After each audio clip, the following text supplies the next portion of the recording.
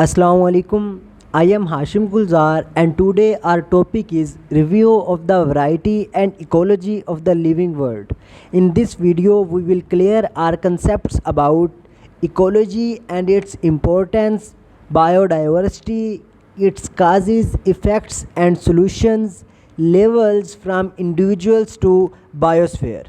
सबसे पहले हम बात करते हैं इकोलॉजी की. What is ecology? It is the study of how living things interact with each other and their environment. This includes living things, biotic factors, non-living things, abiotic factors. Living things की एक दूसरे पर और अपने माहौल पर असर अंदाज होने की जो स्टडी है वो इकोलॉजी कहलाती है. सबसे इम्पोर्टेंट बात ये है कि इकोलॉजी में बायोटिक फैक्टर्स और एबायोटिक फैक्टर्स दोनों शामिल होते हैं. हमसे ये क्वेश्चंस पूछे जा सकते हैं, what is the importance of ecology या why do you need to understand ecology. तो इनके आंसर्स के लिए हम चलते हैं इम्पोर्टेंस ऑफ इकोलॉजी की तरफ.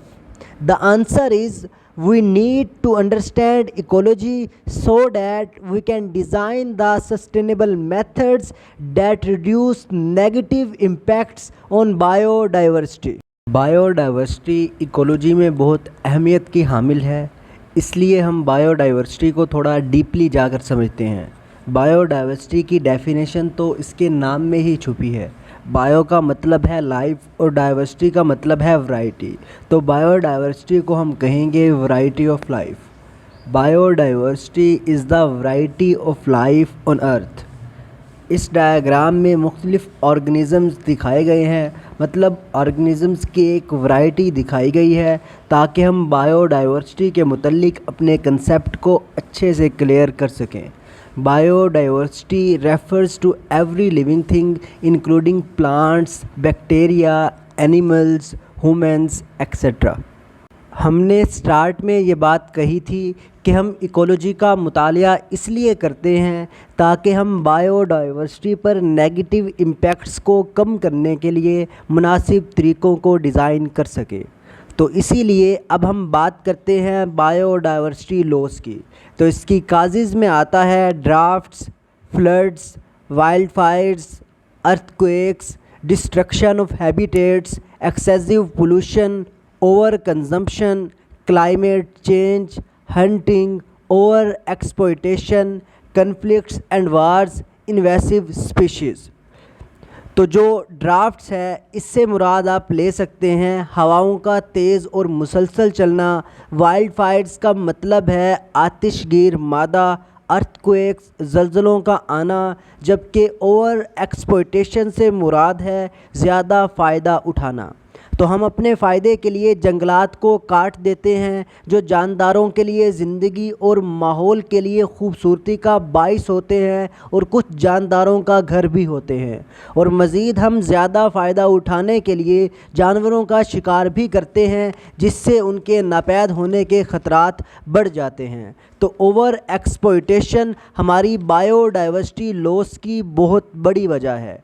इन्वेसिव स्पीशीज़ का मतलब है ऐसी स्पीशीज़ जो दूसरी स्पीशीज़ पर हमला कर देती हैं और बायोडाइवर्सिटी लॉस की वजह बनती. इसके इफ़ेक्ट्स में आता है ecological effects, spread of disease, loss of livelihood for locals, loss of our recreational space, society effects, effect on food production, economic effects.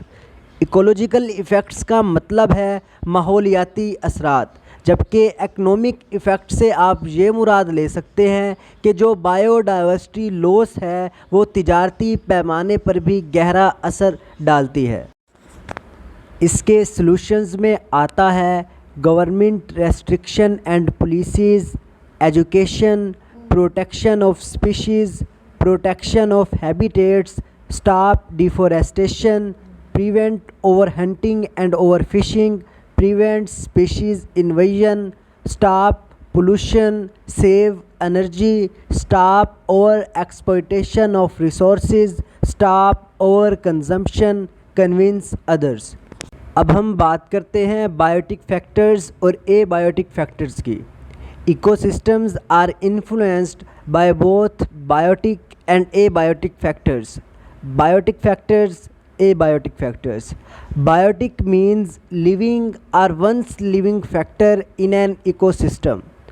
The prefix a means without and the root word bio means life. So a biotic is literally without life, or in other words, non living.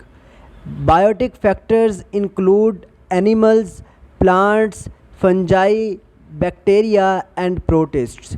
Examples of abiotic factors are water, soil, air, sunlight, temperature, and minerals.